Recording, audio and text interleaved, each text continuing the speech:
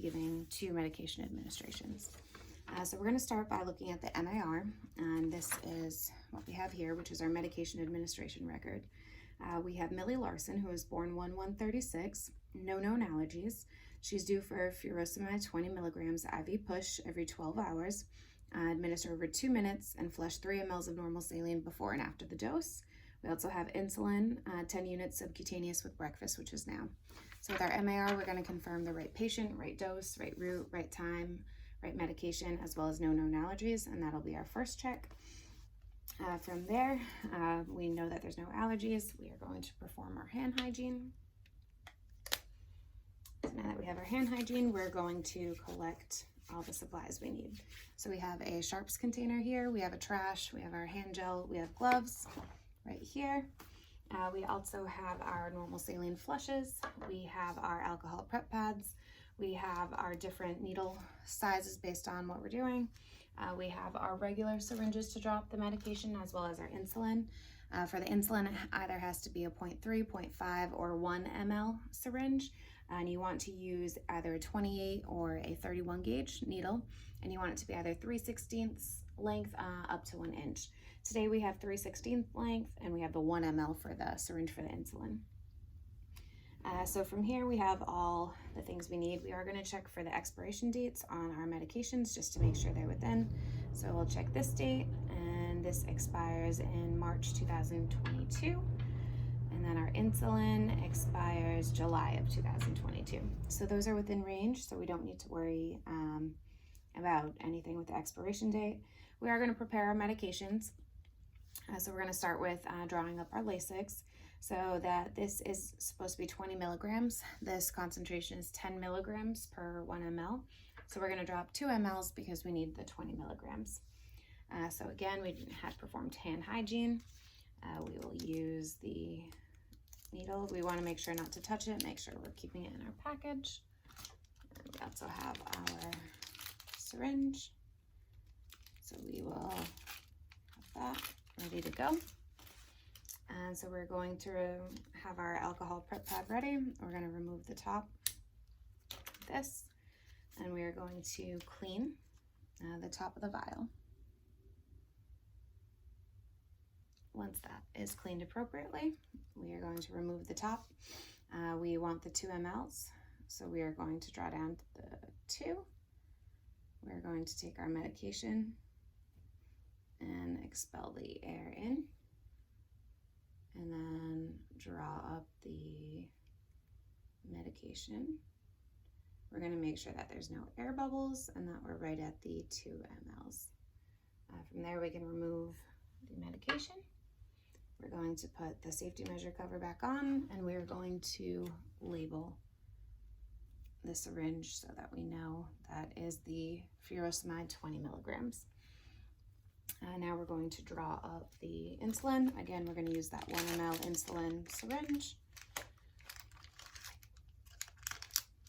We're going to use the appropriate needle, which is 28 gauge, 3/16 in length.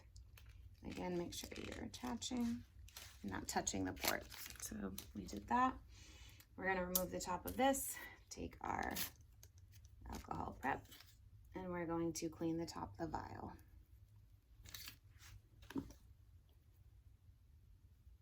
Performing hand hygiene in between all of these. So from here, we are going to do the 0.1 mLs. So we're going to get that ready.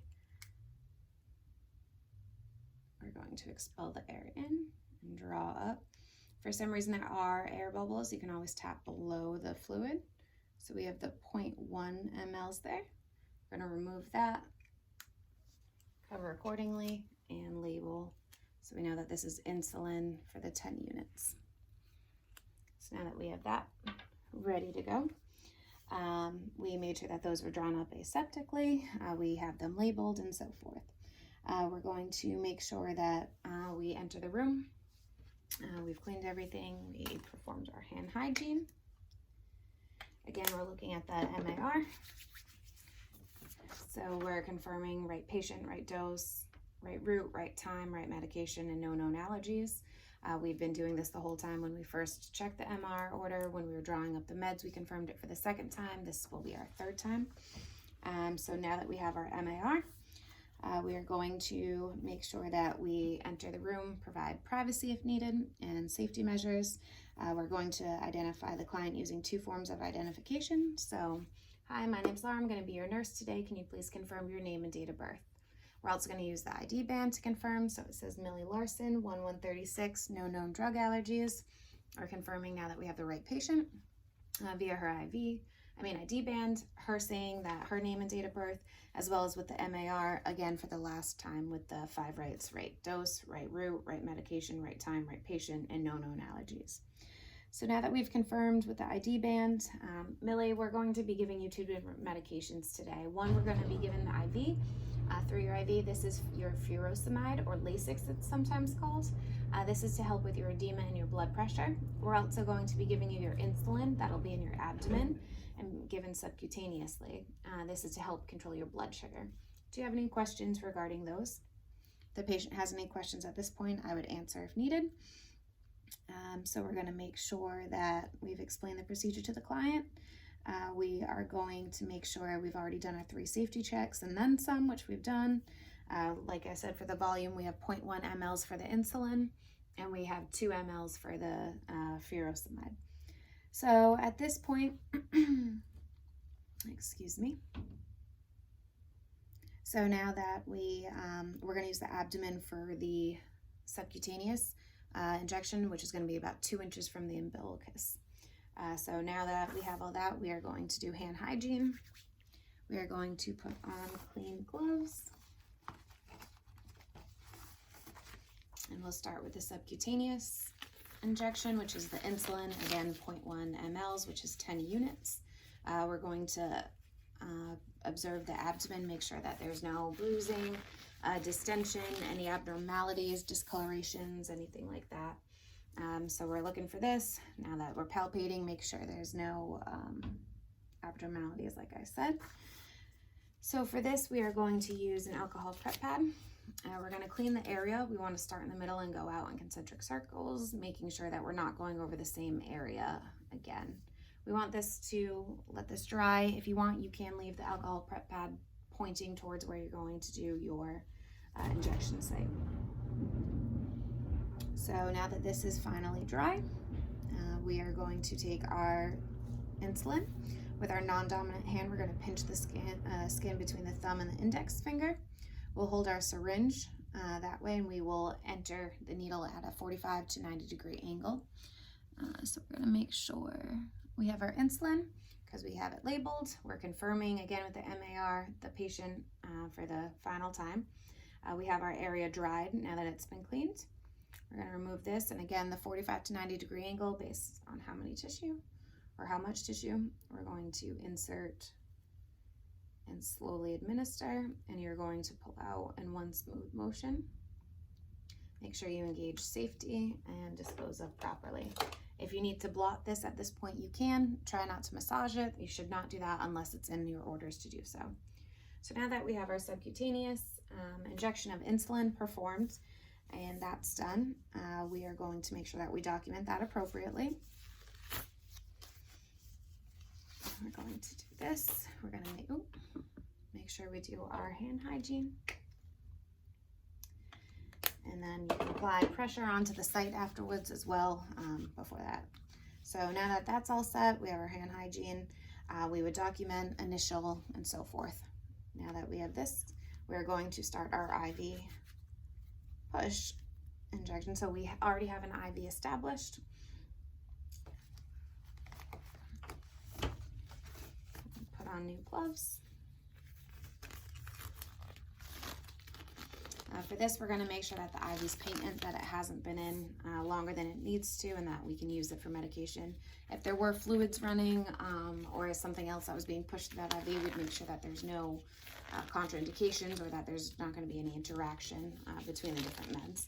So because nothing was running, we are good with that. We're looking at our MAR again, which is furosemide 20 milligrams, IV push every 12 hours, over 2 minutes. So we have the 2 mLs that we're given over 2 minutes.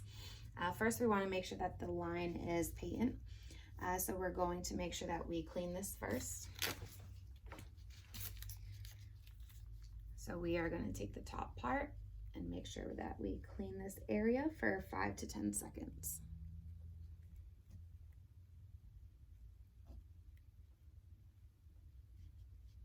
Right, now that we've cleaned that, we're still going to hold on, making sure not to disconnect anything. At this point, we can unclip that. We have our normal saline flush. At this point, we are going to remove that.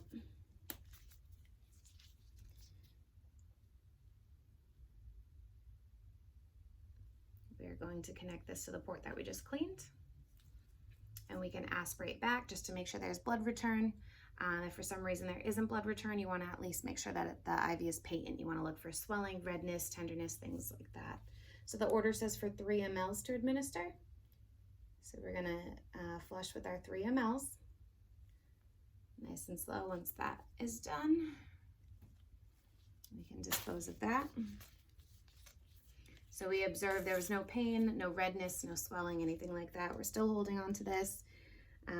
Like I said, we had already aspirated, we flushed it, and we're going to clean again.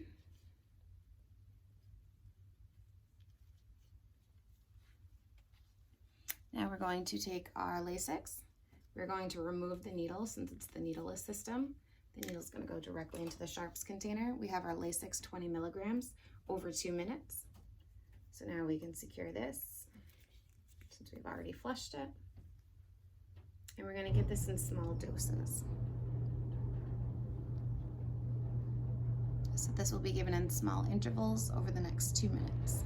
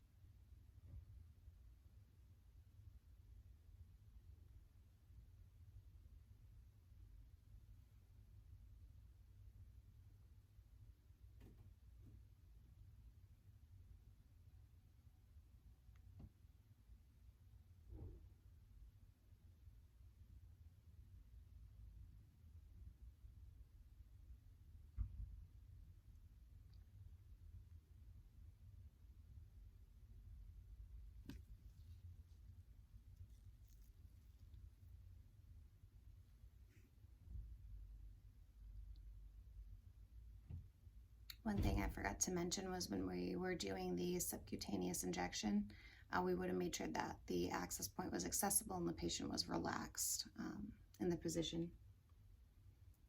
And now we're giving the very end of the 2 mLs for the total of 20 milligrams. Now that 2 minutes is coming to an end, I'm going to remove this. This can just go in a regular disposal, doesn't need to be sharps because as you can see it doesn't have the sharp on it. We're going to make sure that we continue holding. And we are going to clean this site for at least 15 seconds.